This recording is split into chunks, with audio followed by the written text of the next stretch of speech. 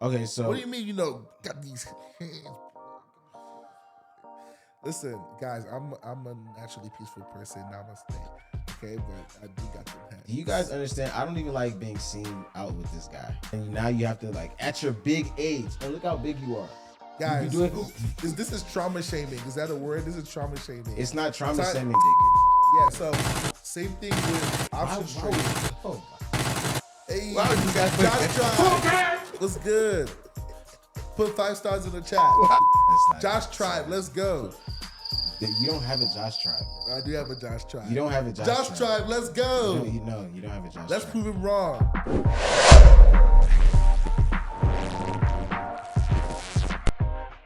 Yo, what's going on, y'all? This is your Professor Wasi of Option Snipers University, and today we have another special episode for you of Wise and Wealthy with Wasi. And without further ado, let me go ahead and introduce my guest host today, Josh Alufa. Josh, let's go ahead and get up with Josh, y'all. Pew, pew, pew. I don't got my effects today. Okay, there we go. Cool. Excellent. All right, Josh, how you doing today? I think I'm good. You think you have a fresh shape up today? I don't think. Obviously, I do because you mentioned it. He obviously doesn't, guys. Guys, we're gonna help him pray for his barber and whatever situation. First of all, my he has barber going on right now. is complete fire. Like Your barber seriously, is complete fire. this Okay. haircut is such fire. Like I'm starting to sweat. That's how fire this haircut. That's how fire it is. Cool, Uh-huh. cool. Well, guys, we still need you guys to make sure you pray for him and his barber. You know, sometimes when your hairline is a little crooked, sometimes you don't think too well. So we want to make sure we're giving you guys the best advice here as far as options trading is concerned. But obviously, we need to make sure we have our hair cut straight first. What are your thoughts on that? First of all, don't talk about my haircut. What's your haircut doing? That's the first. Absolutely, excellent. We Okay. are super Matter of fact, happy for your intro. Zoom in. First of all, my haircut is always fire. Zoom into My haircut's always please. fire. First of all, This guy just look at the chin strap, y'all, and the face still intact. Mind you, this haircut is a week old, guys, and I'm still dusting we him. can tell. I'm pretty sure that he got this maybe like this afternoon or something like that. But listen, guys, it's all good. He's a hater, and we're here to learn from each other. Wow. So, with that being said, today what we're going to discuss is something a little peculiar. We're going to talk about the idea of starting off as a new trader. The whole idea of being a successful trader in the stock market is the idea that we can earn generational wealth in the markets, right? So, with that being said, let me ask you a question. If we were to say, start from scratch, what would be one of the first things you do to become who you are today as a trader? What's one of the first few things that you would do? Man, I will probably go to a lot more fancier restaurants. That's one of the first things I'll do. Because as a foodie, here's the thing: people don't understand that as a foodie, being a foodie is an expensive lifestyle. Like you can't be a foodie and not try new and different foods. So the more I go to nice restaurants, the more I'll be like, okay, I need to find a way to make more money, and then thereby I'll go and trade and learn how to trade options. Guys, That's an amazing answer. I'm trying to hold my composure. You guys have not heard me An talk in the amazing last answer. minute. I'm trying to hold my composure because I'm really trying to be serious so that you guys can learn. But for some reason, all he thinks about is food. All he thinks about Great is answer, food. Josh. That's not a great answer. Great bro. answer, Josh. That's not going to help Great people. answer. So you're It saying is. Okay, so let me put it in layman's terms for everybody. put it in here. layman's terms since we're all lame. You need to experience the lifestyle you want, then start building towards it. So for some people who are foodies, they like to go to nice restaurants. If eating is not your thing, maybe your thing is you like to, dance, okay? Or like you like to watch movies.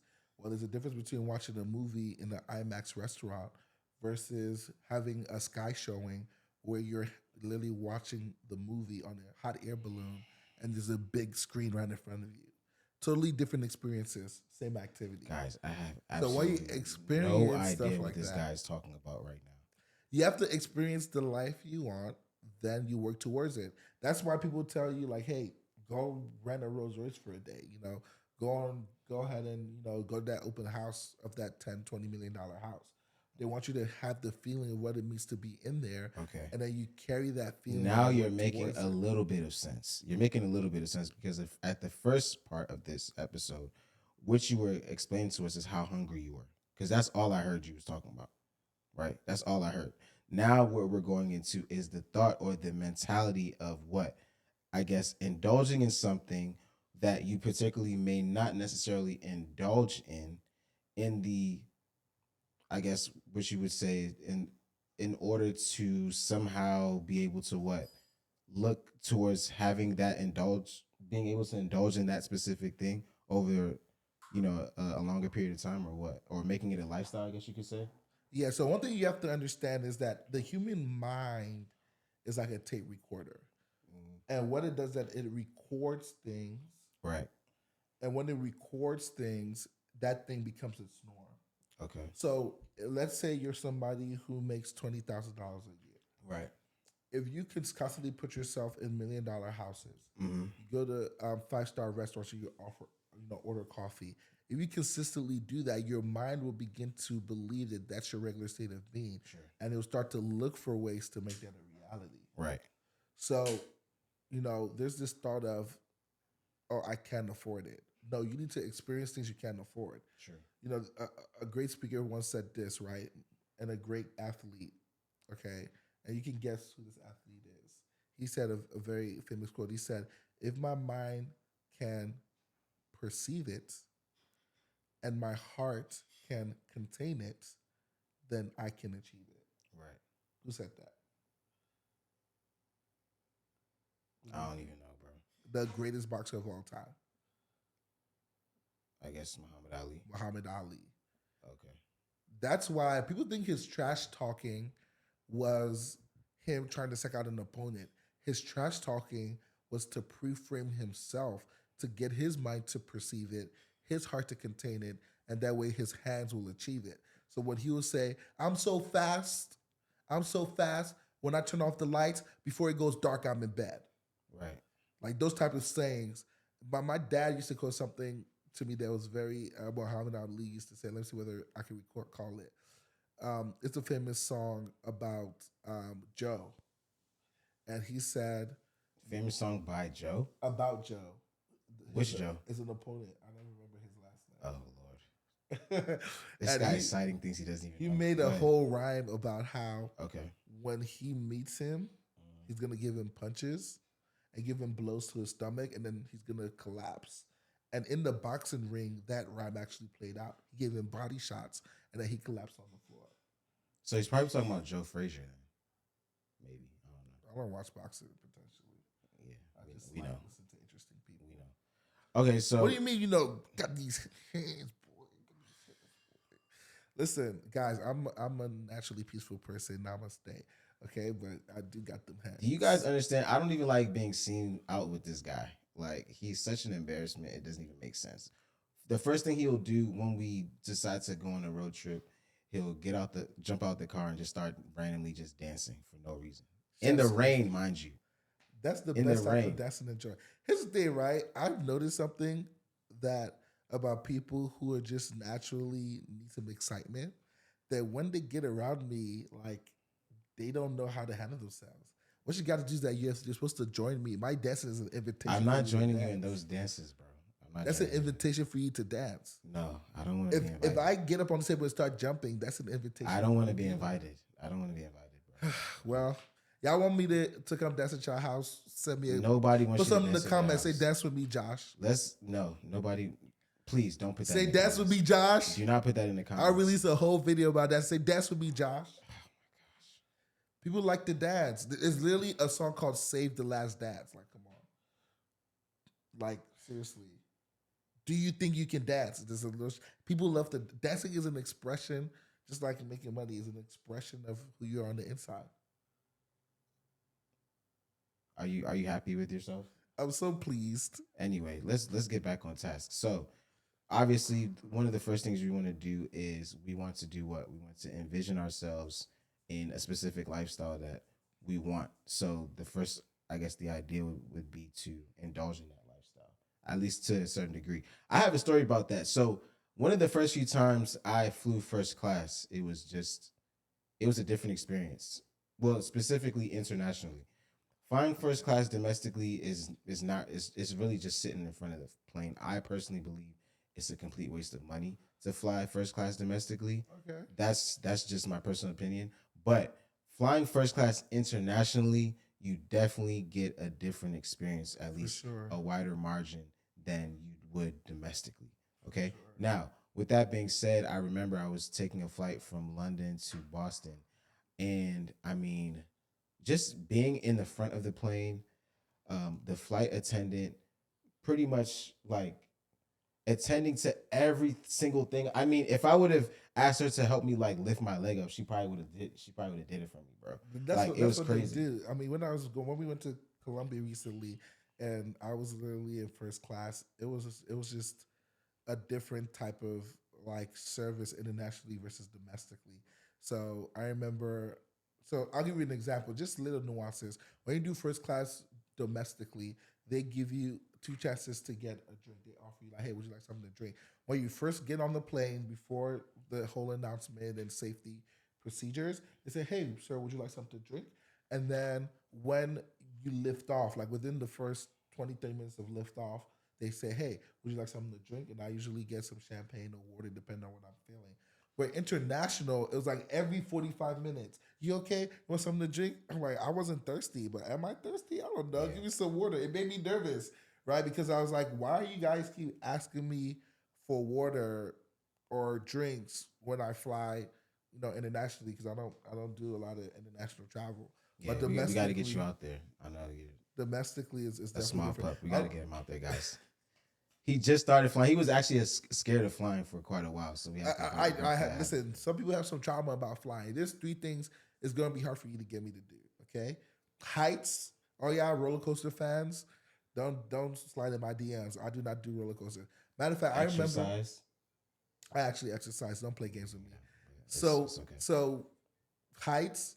I almost drowned before. So like going into the ocean, going to the beach, and getting into the water, you can't catch me doing that. And then also like when I drive on the highway, if we're like in Florida, there's a lot of bridges, right? So I was in Yeah. Clearwater and we're driving over a bridge. I literally start doing breathing exercises. I don't get that, bro. You know how many millions of cars cross that like bridgeway like every single day? I don't care how many trillions cross that And car. then now you have to like at your big age, and look how big you are. You be Guys, doing this is trauma shaming. Is that a word? This is trauma shaming. it's not trauma shaming. Type bro. in the chat like It's don't not make fun of trauma this shaming. trauma. No, it's not trauma shaming. It comes from It's not. it comes from a place of trauma. Oh, So what's the trauma about it? It's not trauma, bro, because you're not okay. Where did trauma? Because trauma essentially is you. It's led from somewhere. exactly. So what happened that is not allowing you or making you huff and puff over a small bridgeway? So I'll give you a perfect example. I told you this before. I went on a vacation when I was 18 Okay. with a family Yeah. where I was in the beach. And you know how you take one step and then your foot's on the ground, but the next step you don't know what's underneath you? Yeah. Same thing happened to me in Myrtle Beach. I literally almost drowned. And the crazy thing is I was literally waving at for help. This is how And the you were people in waving. the beach were waving back I'm at me not, like I was guys. saying I'm hi. not making fun of his. This is literally horror trauma story. shit. Are you guys seeing this? This is what I deal But with. I'm asking you. I Is was this not, waving. I'm waiting for the camera. this was not gonna get. I was anybody's literally waving. I was attention. waving like this, guys. Let's be Okay, you were serious. waving like, But okay. I'm just showing for the camera how I was waving. Okay. And the person at the beach, somebody saw me, made eye contact, and waved back like I'm having fun. I was scared for my life. I'm like, did this lady not know I'm drowning? I remember the lady because it was an Indian lady too. Oh my goodness. And literally in that moment, I felt like I was about to die. And I felt like I just heard God's voice say, relax. When the wave comes, swim as fast as you can. And that's what I did. I swam as fast as I can. Ever since that experience, anytime I see a large body of water, I sometimes I freeze up. So it's hard for me to be like, okay, large body of water, I see the bridge, start breathing. Okay. So I guess this is where I'm supposed to apologize for Trauma shaming. trauma shaming. Guys, put in the comment. Put in the comment. Let's fry him up in the comment. His TikTok is at WASI.KIN. Let's get him, That's guys. not even it. But yeah, you guys can go. Don't worry, I'll pin it in the That's not comments it. too. That's not Josh it. Tribe, So, let's go. You don't have a Josh tribe, bro. I do have a Josh tribe. You don't have a Josh tribe, let's go. You don't have a Josh Let's tribe. prove him wrong. You don't have a Josh Beyonce tribe. got nothing on me. Let's go. Anywho, back to flying first class. So, for me, when I flew first class on that flight, I thought to myself, I said, wow, it took like a monetary amount for me to have or to experience a totally different experience. Even more so than that, I just came back from Nigeria, right? In what was that, June? And I flew first class on that flight. And coming back, flying first class it it was just an experience that I couldn't really like explain. For one, this was Delta One, so you can literally like lay flat.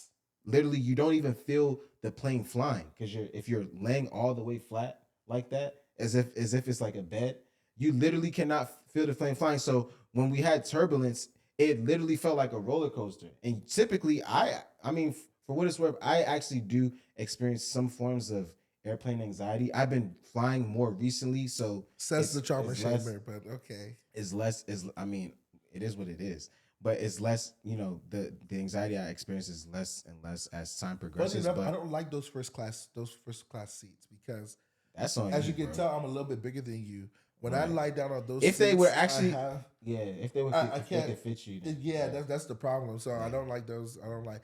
I actually prefer flying first class domestically because of that. The seats are bigger. On those little small things, like you're contained to Nah, like hell no, those no, little things. It's so no, annoying for me. no. I need that first class seat.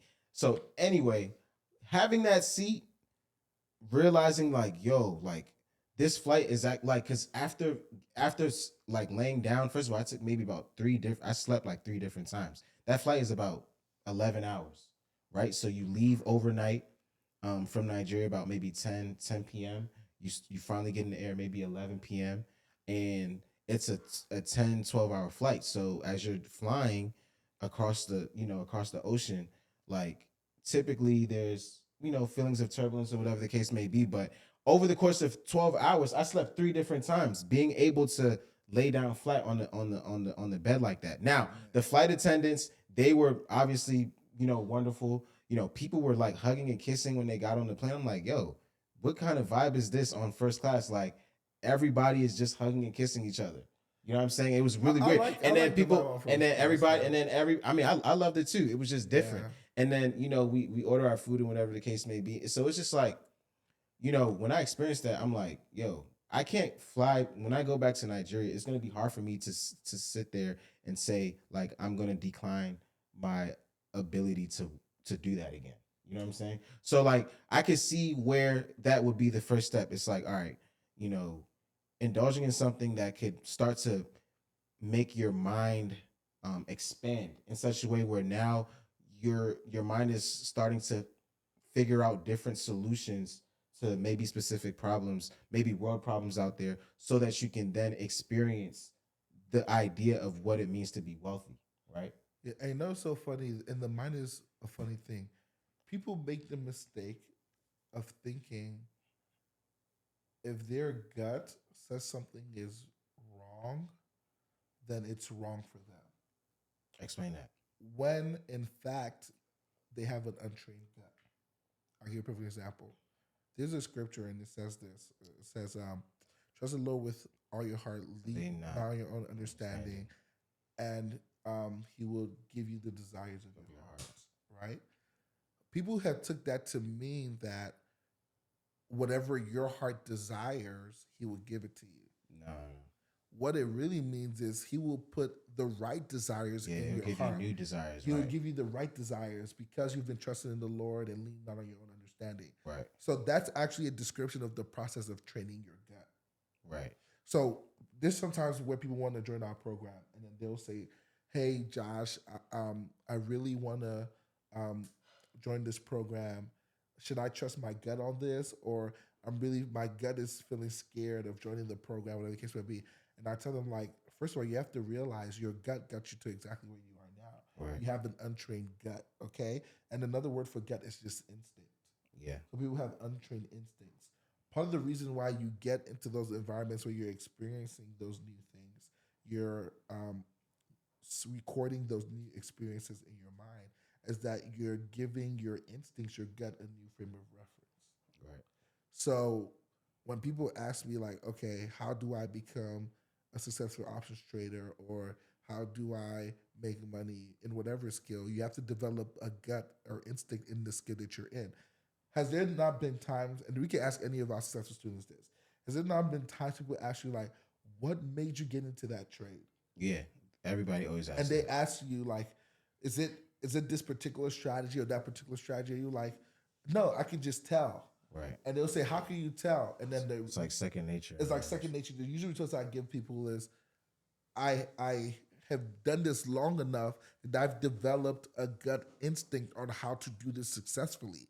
And that comes through screen time. Yeah. So whatever you want to do, especially when it comes to trading and making money, you have to develop the gut in that industry. I was a nurse for a certain amount of time. I had a nursing gut. I used to be in the ER. Yeah. My gut helped me save lives. I'll give you a perfect example. There was a young man who had a neurological exam inside the room. I was responsible for him.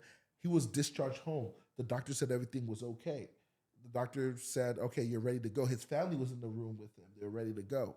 And all of a sudden, I was about to walk out, and I just had a sense that my patient was in trouble.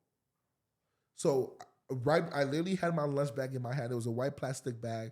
I had packed rice and stew from home that day. Shout out to all my Nigerians who know what rice and stew is. I had like 2 pieces of chicken. Facts. I had that bag in my hand, and I was walking home swinging it. Like, thank God this 12-hour shift is over. So you had food in your hand and you didn't eat it? I had like half. We knew you had half, bro. Why didn't you eat the whole thing though? I worked at the ER. You don't have a lot. You probably did eat the whole thing. It's just no, you just don't have telling time to eat all your food. Anytime food is in your sight, you must finish it. That's actually not true. Is it not true? See, now you're messing up my story. Is it not true? Now you're messing up it's my story. True. Can I finish the story? Finish your story. Finish your story. Do you want me to like food? I feel like you want me to like food the way you like food. It's you that likes food.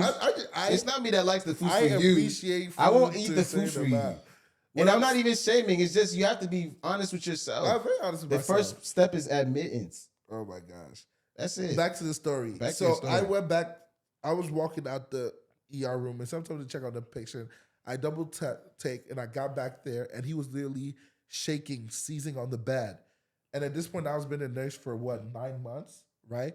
So number one, my instincts in nursing told me to check on him.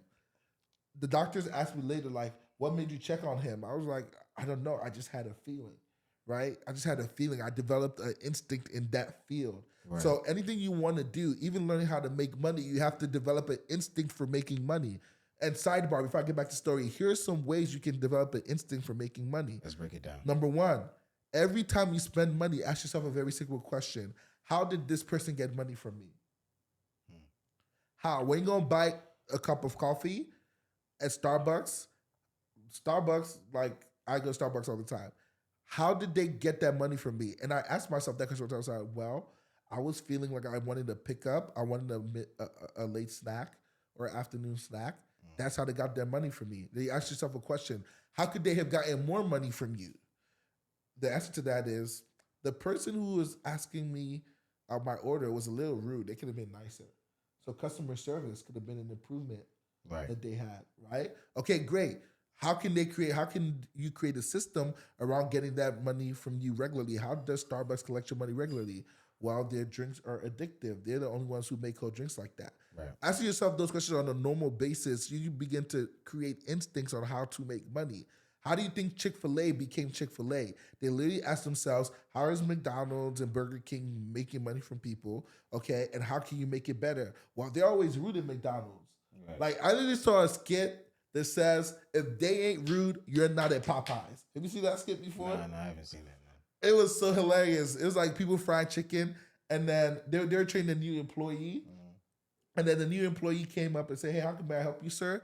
The manager came, smacked him upside his head, and said, this is Popeyes. We don't ask them how they doing. You tell them, listen, you want these biscuits or what?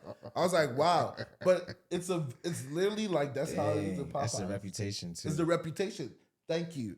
Yeah. So That's branding for real. it's branding, exactly. So Starbucks has a superior brand. Chick-fil-A has a superior brand around customer service. Right. You see what I'm saying? So they've developed instincts around those things. You need to develop a money instinct, and that's one of the ways you can do it.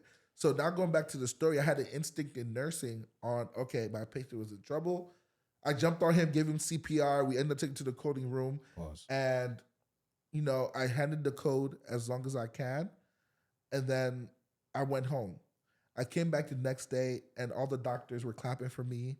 I was like, what's happening? Is it my birthday? Seriously. I was like, is it my birthday? He was like, Josh, they actually called me G-Day back then. It's like, G-Day, you saved that patient's life. If it wasn't for you, that patient would not be around today. I was like, thank you. Thank you. Good job, bro. I did it, mama. Thanks for your service. I know. Now my mom's going to be like, I should go back to being a nurse. Appreciate you for your service. That didn't really deserve a whole That's a thing. mistake. It deserves more than a horn. It doesn't need an applause. Like that guy's family thanked me. It was such a surreal moment. You did good, bro. Yeah. So same thing with options trading. Oh my. Hey, Wow, you got what's good? Put 5 stars in the chat. Wow, in the comment. Wow, this guy put those things. I need it all. Keep going. So I want you guys to really think and ask yourself, right, when it comes to options trading, have you put enough time into your craft to develop an instinct on how to get in and out of trades? Right. Right? And rules can help protect you and create an edge of protection or risk management around your instinct, but you still need to have that instinct or that confidence, like, okay, this is my setup. This is what I like to see. That's why I get into a trade. That's how I make $1,000 a day or $2,000 a day. Right. Okay, that sounds good. How did we get to that whole topic? I don't even know. You went all around the world. I hope everybody paid attention to which way you were going. Yeah. Because sometimes you lose track, you lose focus sometimes. And I have to get you back in focus. So the thing about it is that I create a lot of open loops and I wanted to close them for people. So we talked about instinct. We talked about my story for nursing. But if you want to extract some value out of that, is that exercise of asking people, if you want to have a mindset to attract money, is, okay, how did they get money from me? Right. Every time you spend $1, ask yourself, how did they get money from me? And then you mix that instinct of making money with number 2, managing money. How do you manage money?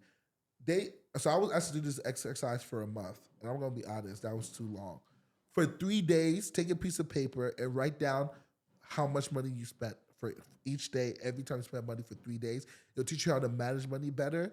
And then ask yourself how and what made you spend that money. But more importantly, what you need to focus on is what feeling lets you to spend that money. That's what's super important. Yeah. So when I ask myself, how does Starbucks make me get this, make me spend this money? I wasn't asking myself about the basic need of, was I thirsty? That's surface level. Right. What feeling were you feeling in that exact moment when you decided you were going to Starbucks? Right. And if you can capture that feeling, analyze that feeling, identify that feeling, you can then start asking a very important question. How can I create that feeling in other people through a product or a service I'm good at? Right. So I'll give you an example. When I went to Starbucks, I was feeling groggy and I was feeling a little bit sad. Right. Ask me why I was feeling sad. Why are you feeling sad? Oh, great question. Okay. I was feeling unproductive for that day. I was like, I didn't really do nothing today. I want to feel productive. Right. I need to pick me up. Right. Starbucks. Coffee, right. Starbucks. Okay. So, for example, if I was a chef, for example, okay, we have a family member who's a chef. Shout out to you, Wannikins. Yes, okay. Wannikins Kitchen, shout her out. Best chef in the DMV, by the way. I know a lot of chefs in the DMV. Don't she's definitely the best chef. But she's definitely dope. Wande is the best chef in the DMV. I would stand by. I flew her out several times. Even further than that. I flew her out several times. She's definitely Wande's food is fire. First of all, the service is fire. Oh yeah. Okay. Oh, the decor, everything, the presentation, everything is fire. She's the best at that. So yes, shout out to Wannikins. There's only excellence that comes from my family lineage. That's number 1.